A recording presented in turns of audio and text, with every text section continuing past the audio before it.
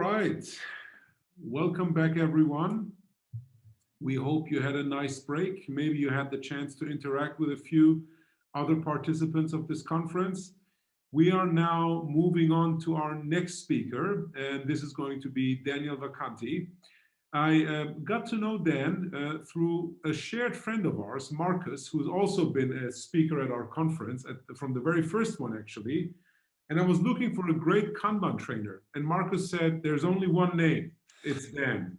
So I reached out to Dan, connected him with one of my clients, but I also asked him, hey, would you be up for speaking at our conference? And fortunately, he said yes. So here we go. I hand over to Daniel.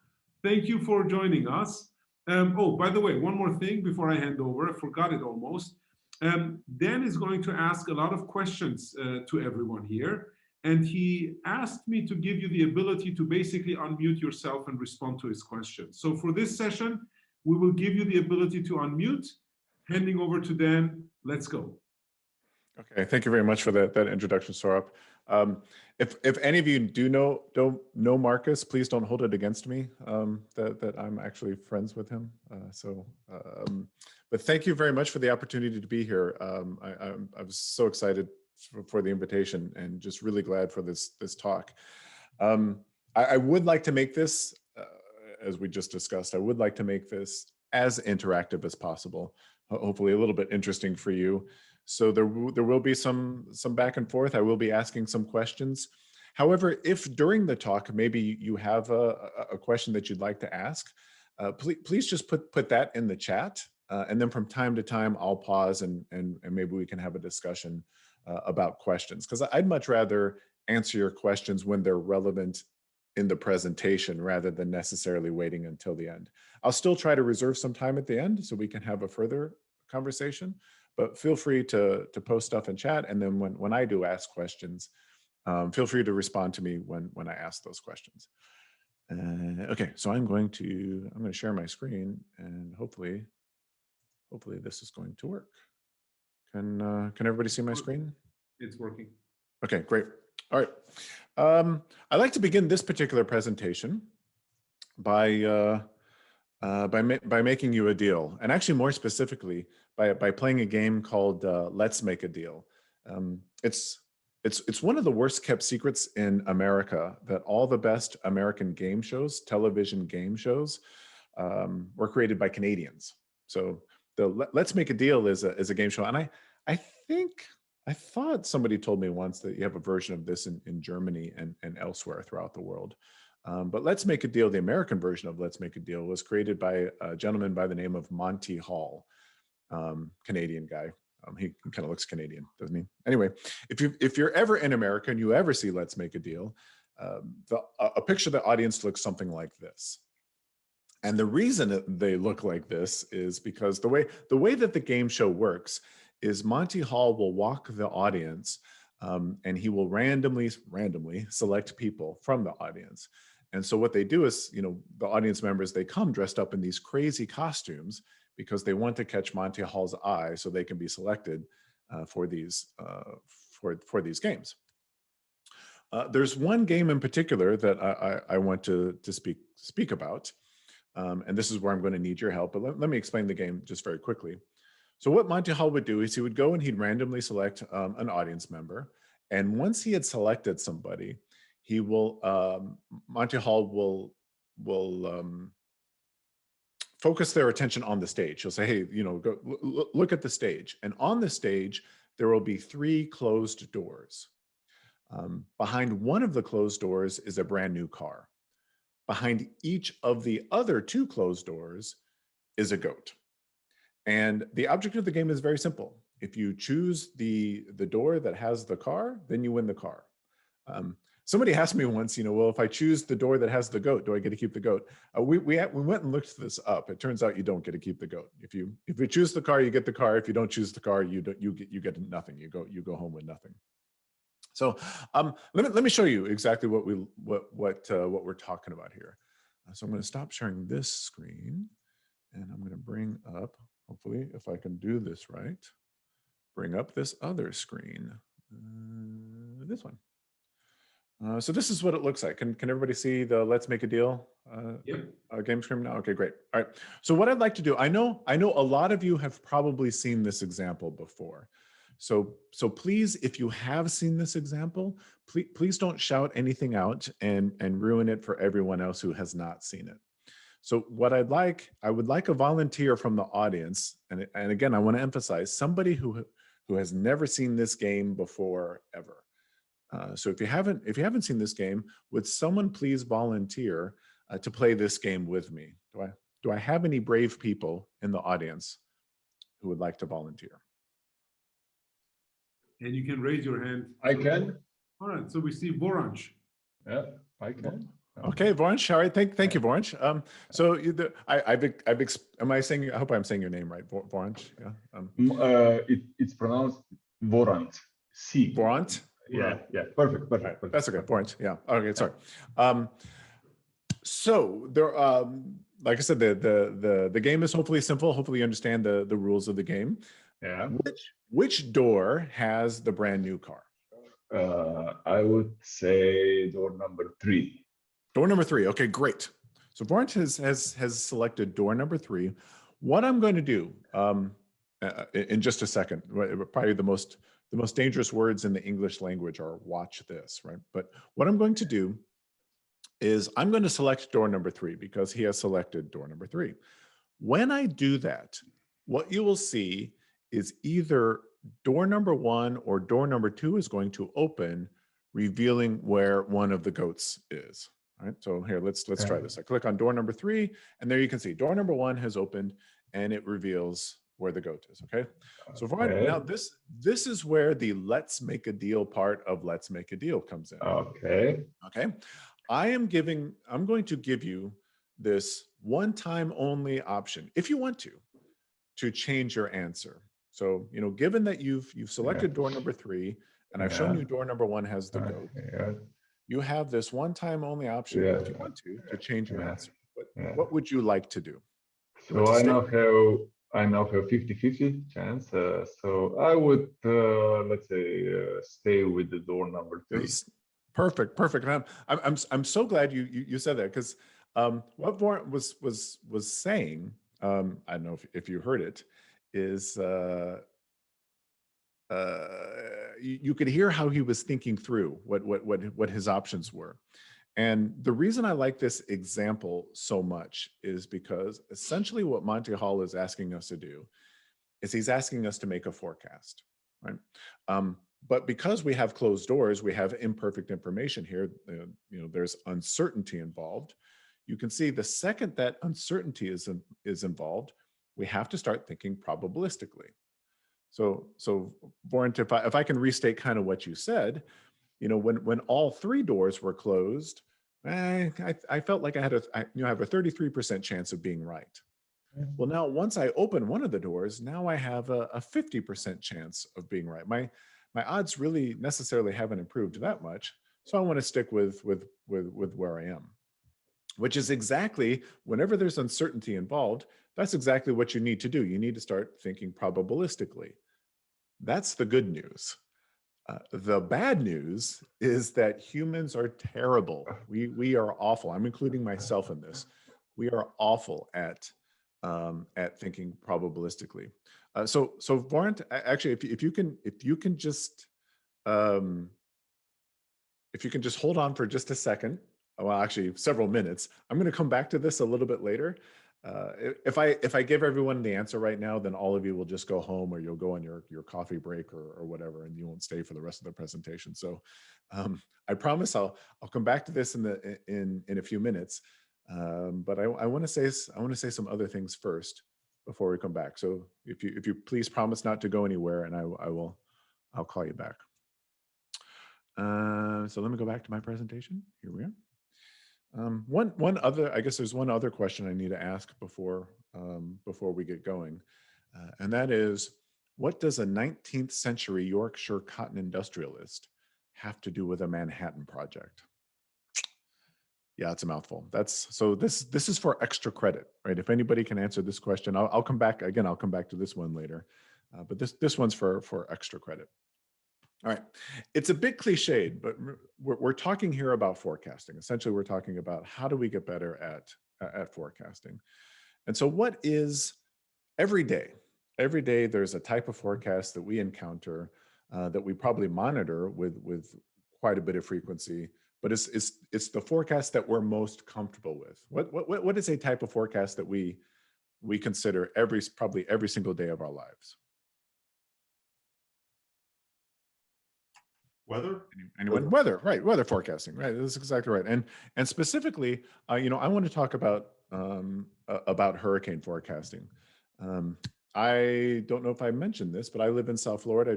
I moved to South Florida a few years ago, and you can imagine that once I moved to South Florida, I became obsessed with hurricane forecasting. As everybody knows, it's all about me, so we're going to talk about me.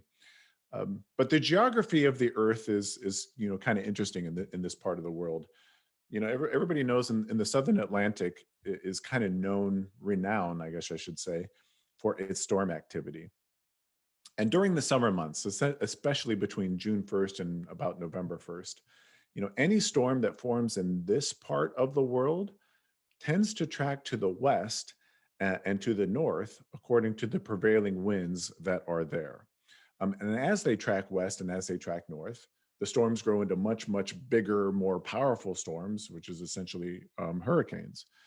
Now, if a storm tracks to the west and tracks to the north, you can see that puts it squarely on track to hit the eastern seaboard of the United States. So the US has a very vested interest in tracking these storms to see, hey, are these things going to hit us? And is there going to be any type of impact from this storm creation? For reference, that's where Dan lives, right? So you can see right in that big circle, that's where Dan lives. This is just a picture of the very first hurricane that I was involved with. This hurricane actually didn't make landfall. It just kind of scraped up the coast about 100 miles off the coast.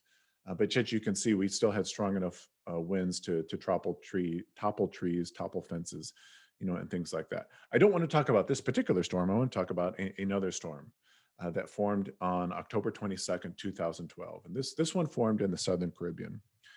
And when these storms form, as I mentioned, the government has an agency here called the National Hurricane Center, that when these storms form, they publish these forecasts, right? They will put out this picture. I don't know if anyone's seen these types of pictures before, but this is what they will do that represents the National Hurricanes forecast for a particular storm. Now you can see this was so early in this storm's development that it didn't even have a name yet. As many of you, hopefully most of you know, hurricanes or major storms get names, but this one's so early, it was just called Tropical Depression 18. And you can see it's Monday, October 22nd, 2012, Tropical Depression 18.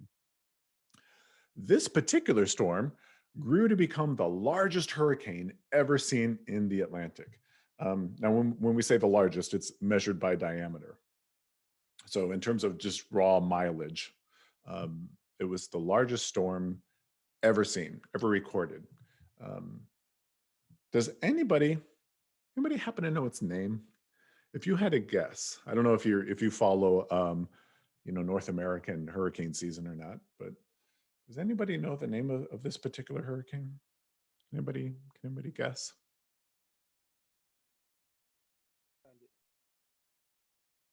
Sorry, I thought I heard it. What? I think I heard Sandy. It was really kind of soft. This is actually Hurricane Sandy. A lot of people guess Katrina. I don't know if some of you know Katrina or not, but this one was called Hurricane Sandy. In fact, this storm was so big, it was called Superstorm Sandy. It wasn't even a hurricane; it was Superstorm Sandy. Sandy, as I mentioned before, was the largest hurricane ever seen. It was the second costliest in U.S. history at the time. Second only to Katrina, which is why Katrina got a lot of the press. But the second costliest in U.S. history. But this is probably the statistic that's most amazing to me. It affected 24 states. So roughly half of the U.S. was impacted by Sandy. This storm was so big, it hit parts of 24 states and Canada, parts of Canada as well. But Pennsylvania, New York, and New Jersey suffered the most damage. So, I mean, most hurricanes, when they come and they hit us, they hit 2 or 3, maybe 4 states if it's a bigger storm. This one hit 24 out of the 50 states were affected by this. And the question is, would you have predicted any of that just by looking at this picture here? I mean, those are pretty amazing statistics. Would you have predicted any of that? My guess is the answer is no. But there's one more important thing about Sandy, and that is there was surprisingly little loss of life. Now, I don't mean to trivialize, any loss of life is tragic, obviously, so I don't want to trivialize that. But with those statistics that I just showed, you would have expected probably a pretty large casualty list, and there just wasn't. And one of the reasons there wasn't is because we did such a good job of forecasting the where Sandy was going to go. So what this means is that the National Hurricane Center probably knows a little something about forecasting that we don't. So let's talk about some of those things. When you see this picture, right? What is the feature of this image that your eye is immediately drawn to? Like, what is the dominant thing that the National Hurricane Center is wanting you to look at in this picture? Just anyone. The central part, which is kind of circular, but not like prolonged, this white area. Yeah, exactly. The white cone. That's the dominant feature of this. That's what they want you to look at. Okay. Does anybody happen to know what this cone signifies? What are they trying to demonstrate with this cone? What's happening with this cone? Does anybody know? Out of curiosity. Where it starts and where it ends off. It starts small at the tip, right, low, and then starts to escalate as it approaches the bulb part. So when you say it, can you be a little bit more specific what you mean by I mean the storm. The storm. Any particular part of the storm? The eye. Yeah, the eye? center. Actually, yeah, that's actually, and that's the thing that a lot of people do, I think miss. I did when I first saw this. Is what this picture is actually trying to signify is the possible path of the storm center. So let me show you this. At the top of all these pictures, I don't know if anybody noticed it, is this black box with this text. Let me blow it up for you so you can see. So that text on the picture says, note, the cone contains the probable, that's my emphasis, by the way, the cone contains the probable path of the storm center, but does not show the size of the storm. Hazardous conditions can occur outside of the cone. So what they're saying is that this shaded area represents all the possible paths that the storm center can take, right? It can go all the way up this side, somewhere in the middle, all the way up the east side. But that's just the storm center. As we know, these hurricanes are huge, which means that you can have storm conditions well outside this cone. All they're really showing is the path of the storm center. Now, I emphasized that word probable. What do you think the National Hurricane Center means when they say probable? They specifically chose the word probable. What do you think that they mean? And I guess maybe even more specifically, I'll ask a more specific question. If you could put a number on probable, what would that number be?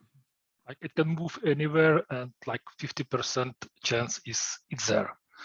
Or 50% chance? 80% chance, something. Like basically, this is pointing like away from US, right?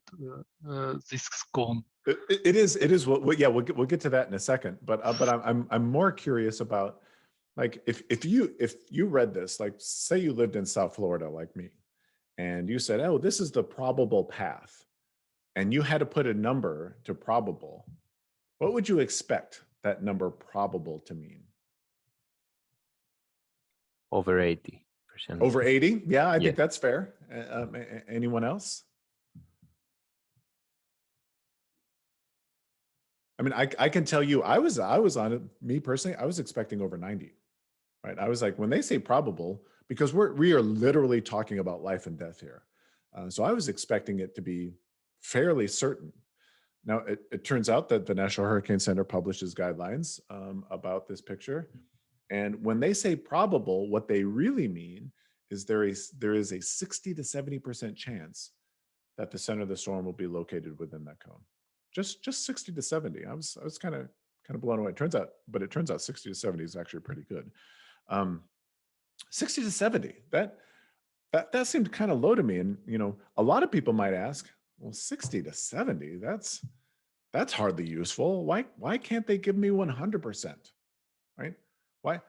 Let me ask all of you, why not 100%? Why can't the National Hurricane Center say, here's the forecast with 100% certainty? Why can they not do that?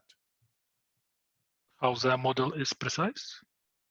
Yeah, well, yeah, exactly. What are some of the variables that go into that model that make it imprecise? What are some things that they're dealing with? They're dealing with the fact that it's the weather. Yep. Incredibly Yep. complex. Yep, there's weather, and I mean, so think about all the variables that might go into this because it's the weather.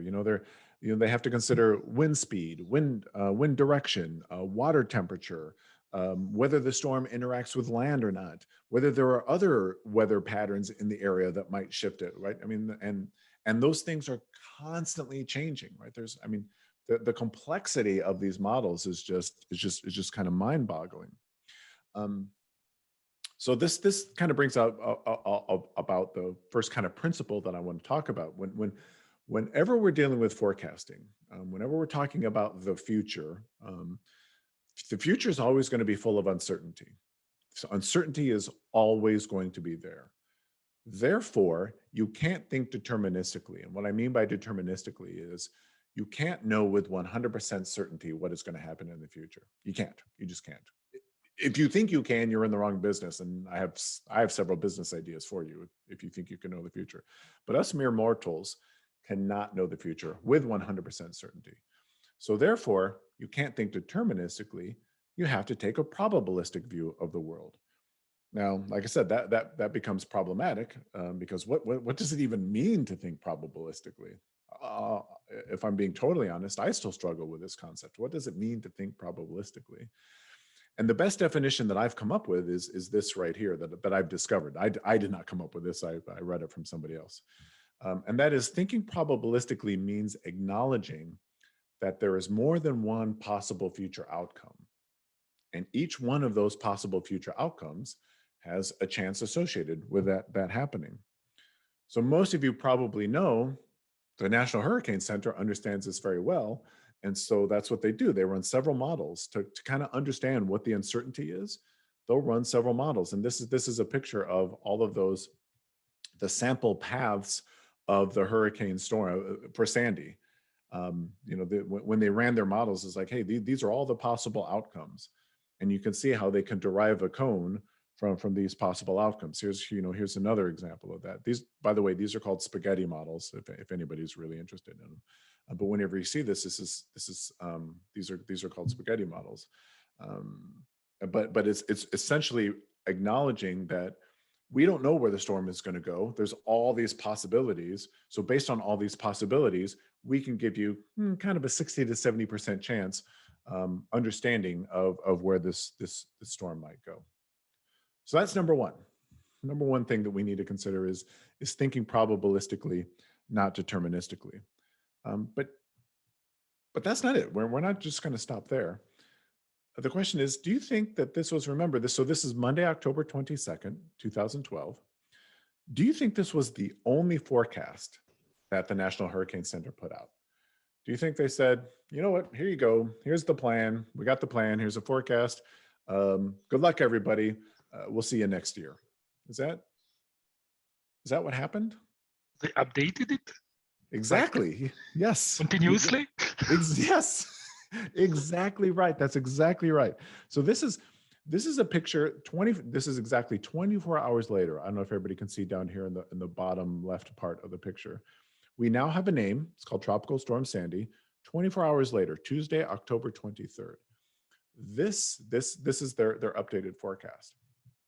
Now imagine if they said, okay, this is our forecast. We're going to stop. This is, you know, this is good enough. We've done our planning once at the beginning of the sprint, and so that's it. We're done. We don't need to talk about this anymore.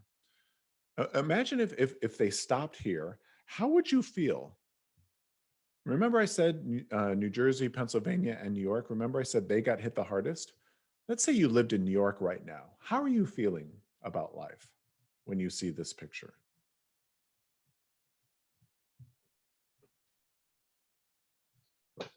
You safe still? Yeah, you're probably feeling pretty good. You're like, you know, maybe going to go to the beach this weekend, have a barbecue, maybe have some friends over, right? I mean, that thing's going off into the Atlantic. It's going to miss us totally, right? 1 week later, exactly 1 week later, that's what Sandy looked like. Notice you can't even see New York, New Jersey, or Pennsylvania in this picture. Cannot even see them.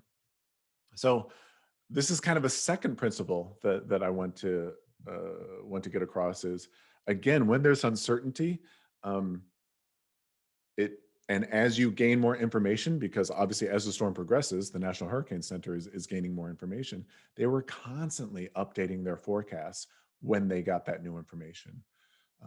And I don't know if anybody knows this, but as the storm looks like it's getting closer and closer to the U.S., they'll actually update those forecasts more frequently. I think they start out by updating it every 8 hours, and then it goes down to every 5 hours, and then every 3 hours, and then almost essentially every hour. But they're constantly updating their information as they get new, or their forecasts as they get new information.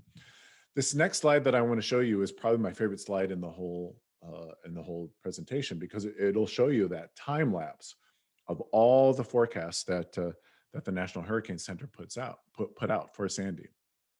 And you can see how it looks like the storm is going to curl off into the Atlantic, and then it takes that sharp left turn and just slams into New York, right?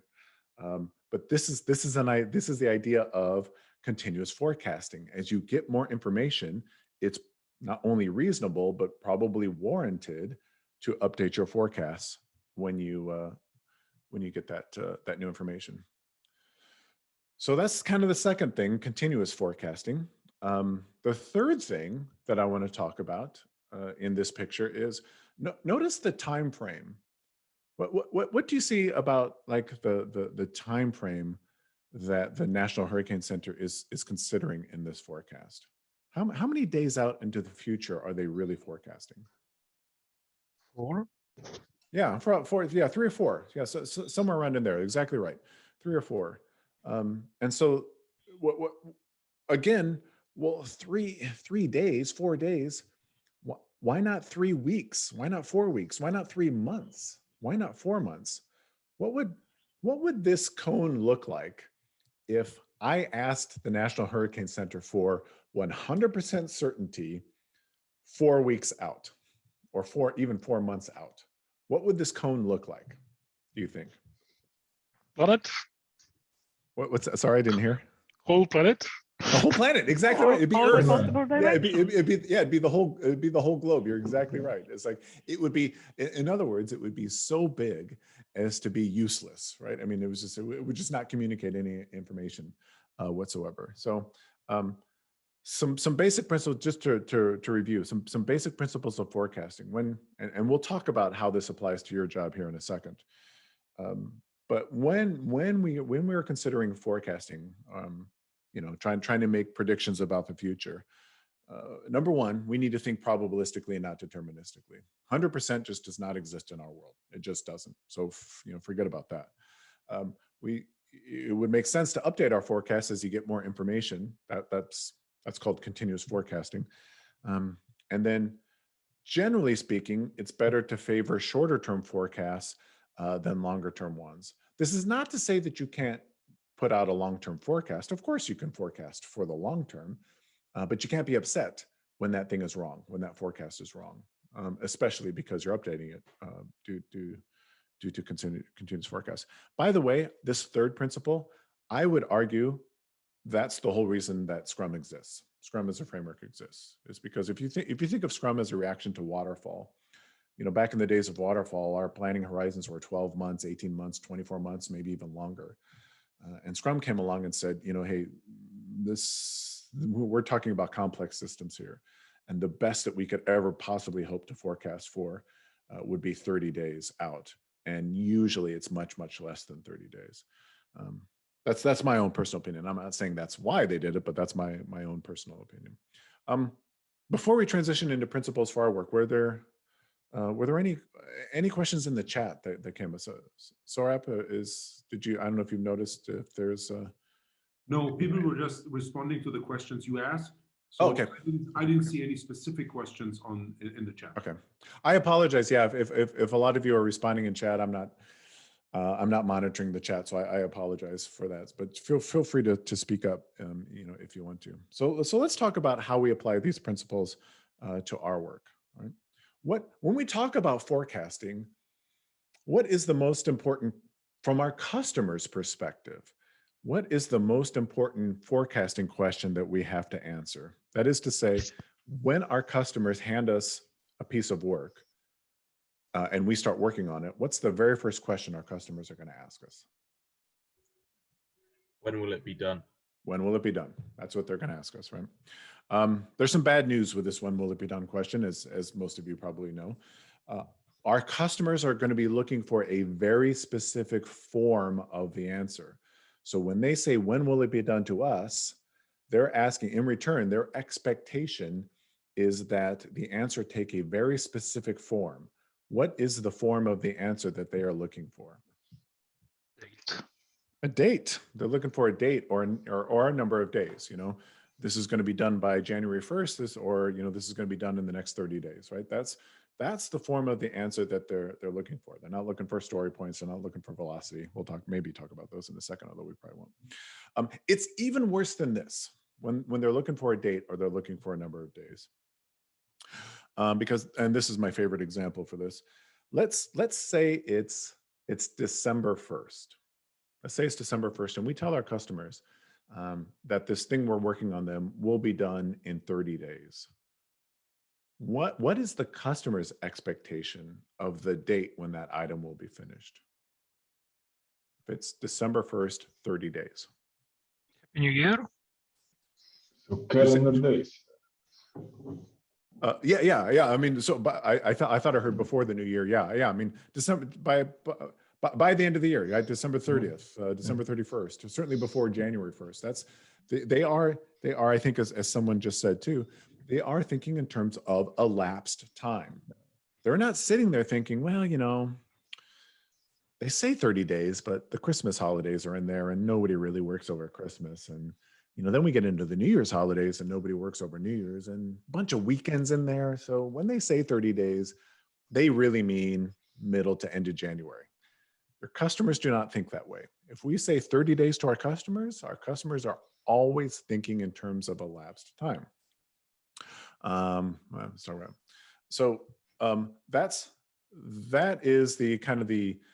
That's kind of the radical notion of this talk is we need to be able to answer the question, when will it be done, using the language of our customers. So if our customers think in terms of elapsed time, then that's exactly what we should be monitoring when we're working our process. That's what we should be monitoring, because we need to speak the language of our customers. Right? Okay, so how do we do it? How do we speak the language of our customers? How do we answer, when will it be done? So number one, think probabilistically and not deterministically. Remember, this is the first principle. What do we need to think probabilistically about? It should be pretty obvious by now, but let's give a real world example. Let's say that we've started a project and we've completed 12 stories in 1 week. Okay? Let's further say that we know in this project we have 120 stories left to complete in the backlog.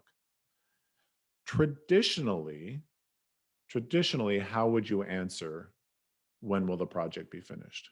If you had this information, what is a traditional answer to that? 12 sprints. 12 sprints? 12 sprints. 11 in total. 11. So are we assuming? 11 weeks. Yeah, I was gonna say, are we assuming 1 week sprints? I just want to make Yep. sure that that's, yeah. So we have 11 weeks in total, or 10 additional weeks to go. That's how we would traditionally answer that question. That's Oh, that. Traditionally, project manager pets that by Yeah. answer. Like a traditional project manager with sane approach. For sure. But there are at least two problems with that. At least there's more than that. There are at least two problems with that 10-week answer. Number one, as I'm saying here, what we've essentially done, whether we know it or not, is we've calculated an average.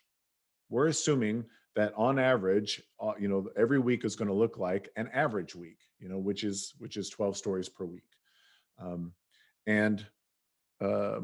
The second you hear the word average when it comes to forecasting, you immediately need to think about something called the flaw of averages. This is my first homework assignment for you. Maybe it's my second one. I don't know. I might have given out a lot. But if you haven't heard of the book, The Flaw of Averages by Dr. Sam Savage, if I was going to recommend one book for you to read on forecasting, it would be this one. And the good news is you only have to read about half of it. But the basic premise of The Flaw of Averages is that plans based on average fail on average. So anytime you come up with a plan based on an average, you have an average chance of failing. Turns out you actually have an average chance of succeeding. But when we say average, that means probably at best, well, usually at best, 50%, right?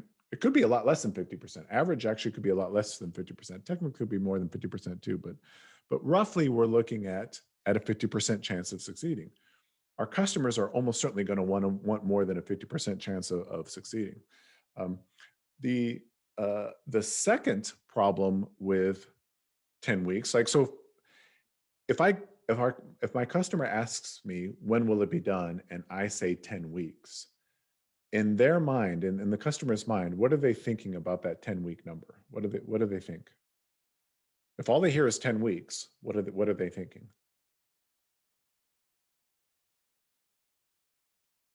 How much certainty do you think they are assuming with that 10-week number? 100%. They take it as a 100%. commitment. Exactly right. It's exactly, they take it as a commitment. They think, they said 10 weeks, I have a 100% chance of finishing 10 weeks. And that's the second problem, is when we use something like an average, there's no communication of risk. What is the risk associated with it? Like I said, it's probably somewhere around 50% chance. It could be a lot less, right? So, and that's, remember, and so that was really kind of the lesson of this picture, is you'll notice that when the National Hurricane Center put out their forecast, there were two elements to that forecast. The first element was a range of possible outcomes. Remember, we said this cone represents a range, not a single outcome, but a range of possible outcomes. And then they said within that range, there is a certain percentage chance of finishing. So just like with the National Hurricane Center, just like with forecasting, any forecast we put out should contain two parts: the range of possible outcomes and a probability associated with that range. We should be mimicking that.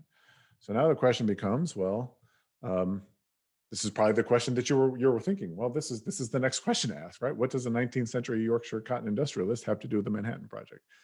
Did anybody go look this up? Did anybody happen to Google this at all? Come up with an answer? Remember, the Google knows all. No, nobody? The answer to this question, of course, is Monte Carlo.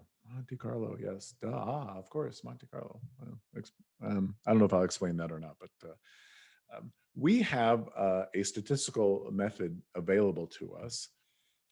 It's not the only one, but it's probably the most powerful one, called Monte Carlo simulation. And let's talk a little bit about it. And this is where we need to get back to our Monty Hall scenario. So, Florent, if you are still there,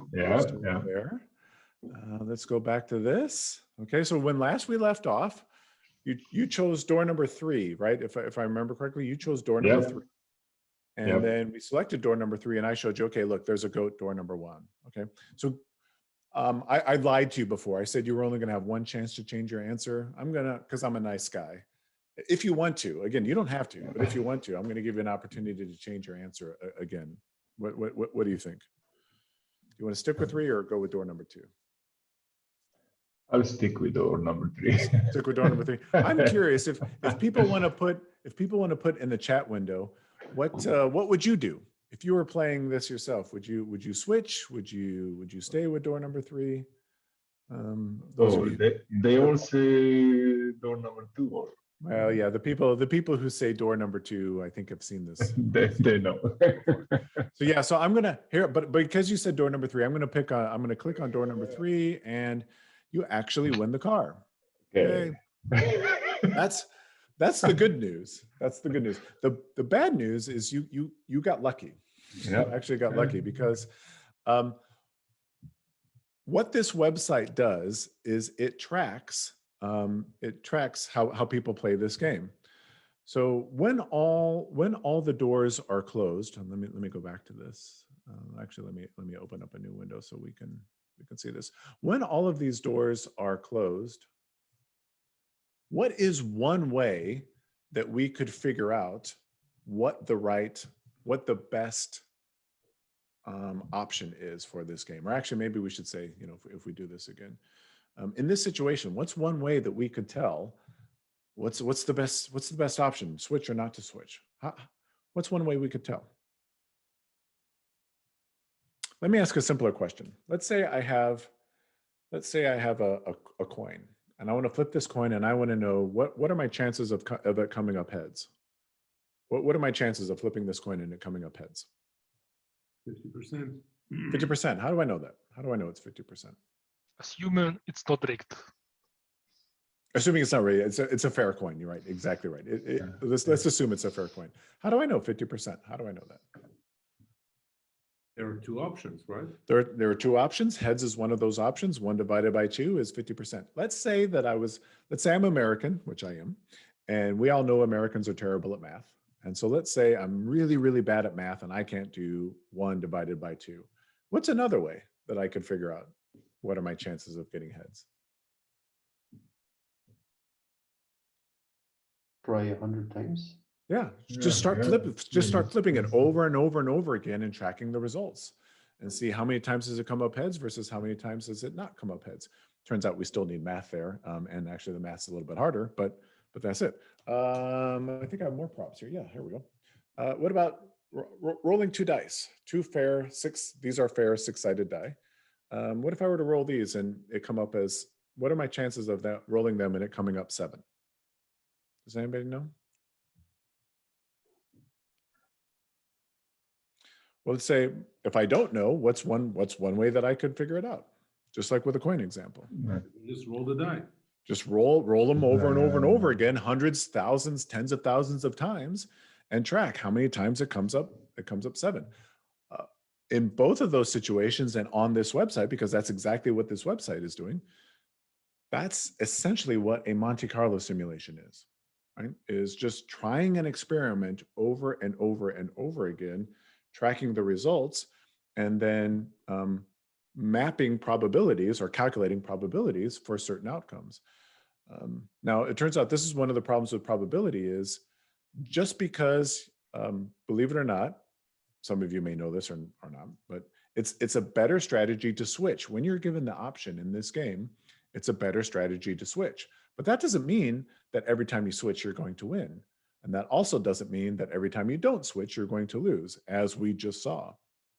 But you have a roughly, these percentages are a little bit off, but you have a roughly 2 to 1 chance of winning when you switch than if you don't switch.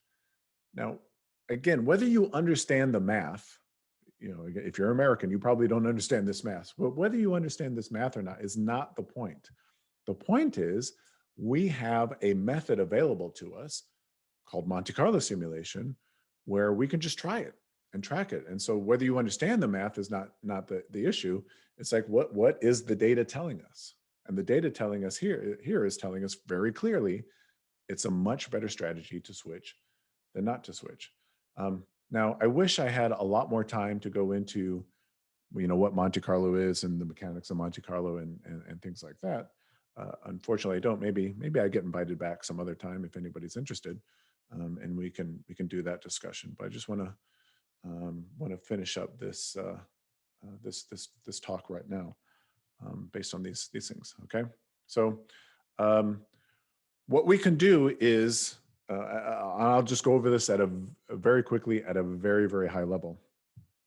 What we can do is, for our project, we can calculate a metric known as throughput, which, by the way, that 12 stories per week, a rate of completion, that's really what throughput was.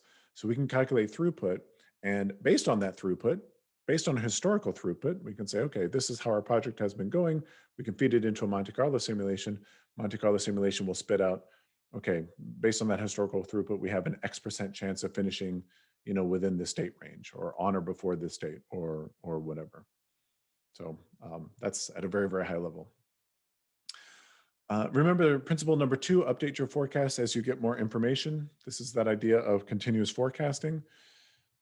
Anybody who watches sports at all, and I can use a football example because I'm talking, I think, to most people in Europe. I can use this example. Any sporting event you watch today, there are websites out there that will track in-game probabilities for the team you're watching. And this was a great example. This is from the last World Cup when Belgium played Japan. And Belgium was an overwhelming favorite going into that game. And as shown by this graph down here, this red shaded area was the percentage chance of Belgium winning, and the blue was Japan. Now you see, right after halftime, Japan's chances of winning went up tremendously, and then they went up even more. Does anybody remember what happened right after halftime in this game? Hopefully it's pretty obvious. But the answer is, right after halftime, Japan scored a goal, and then right after that, they scored another goal. So when Japan is up 2-0, obviously, during the game, when Japan is up 2-0, the fact that we have that new information should cause us to adjust our forecasts.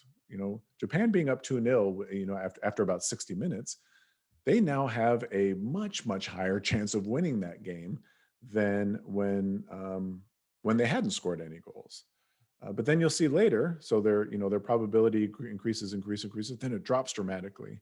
And that's when Belgium scored a goal. Then it drops dramatically again. That's when Belgium scored another goal. And then at the end, right at the end, Belgium scored that third goal. This is that idea of continuous forecasting, is as we get new information, we should be updating those forecasts. I wish I had a little bit more time to go through this. This is continuous forecasting in practice. This is a company that I work with. This is kind of at a portfolio level. You see, they have a whole bunch of teams working on a whole bunch of releases, and what they're doing is they're going to Jira, and in near real time, like every 15 minutes, every 30 minutes, they're going and they're pulling this data from Jira, and they're saying, hey, okay, based on our release date, based on how many items are remaining in Jira, what are our chances of finishing by that date? They're running a Monte Carlo simulation, and like I said, they're running this dashboard is updated constantly, so anybody can go in and they can see at any given point what is the actual chances. And whenever a team goes from green to yellow, or yellow to red, or green to red, that prompts a conversation. That immediately should prompt a conversation. And it's not like, oh, why is this team doing so badly? The conversation is more, well, what has changed? That has caused our chances to drop so much, and what do we need to do to fix that? That's kind of continuous forecasting. And then shorter forecasts are better than longer term ones. We talked about this. The whole reason Scrum exists. We don't have time for this case study. I apologize. This is a deeper dive into Monte Carlo. So just to sum up very quickly, because I know we're running out of time.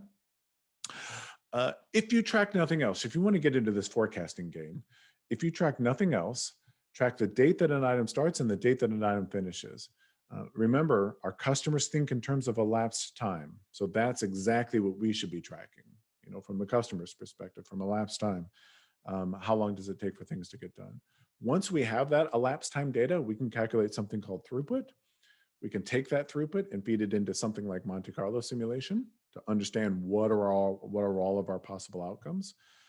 And then based on those possible outcomes, we can communicate a forecast using a range and a probability. And then, of course, you'll update your forecast when you get more information and favor shorter term ones. So if anybody wants to learn a little bit more, there's a much deeper dive on this stuff because I've really only scratched the surface. 2 books written by the world's best author on this stuff. A book called When Will It Be Done? That does go much deeper into the mechanics of Monte Carlo and the data that you need to collect to build it into to model a Monte Carlo simulation. And then there's Actionable Agile Metrics for predictability, which is an understanding of the metrics you need to be collecting in order to be able to do this type of forecasting. The case study that I showed you before with the team dashboard, if you just Google Ultimate Kanban Info Queue, that should come up. And I don't know how much time we've got. 1 minute for questions. I left. Are there? I don't know if we have time for maybe one, if we can do it. Yeah. So if there is a question, feel free to just speak up and raise your question immediately. You don't have to put it in the chat. Yeah. Can I step in? Please, yes, go ahead.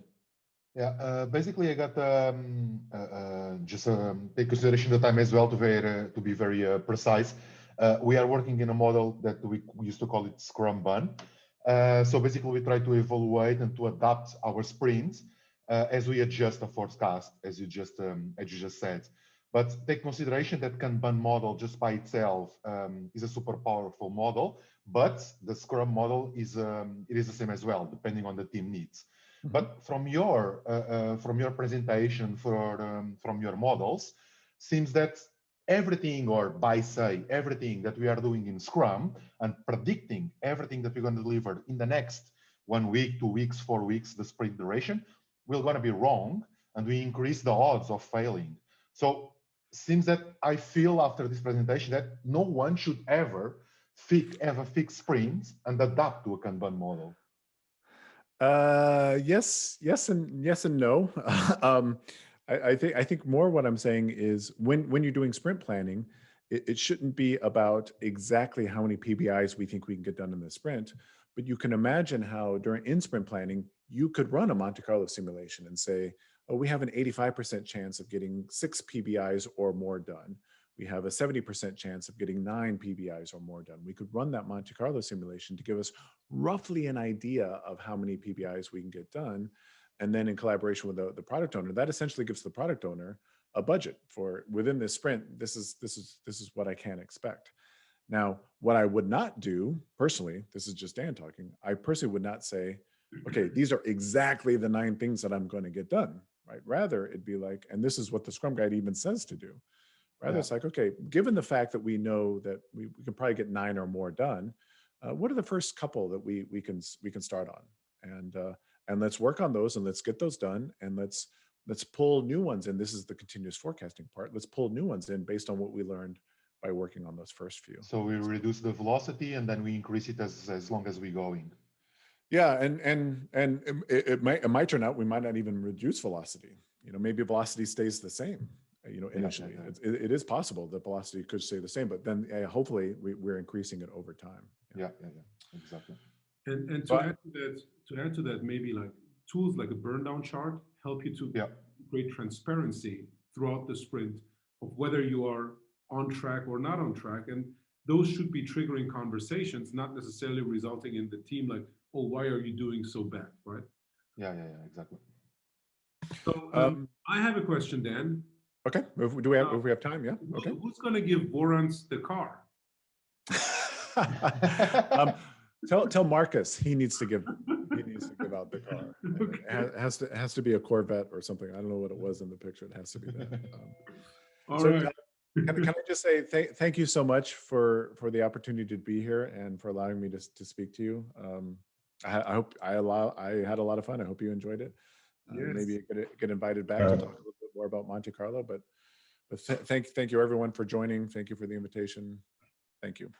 Thank you, Thank Dan, for Thank sharing you. all of those thoughts and inspirations with us. And you will definitely get invited back. Thank you so much. Okay. Everybody, please be safe, be well.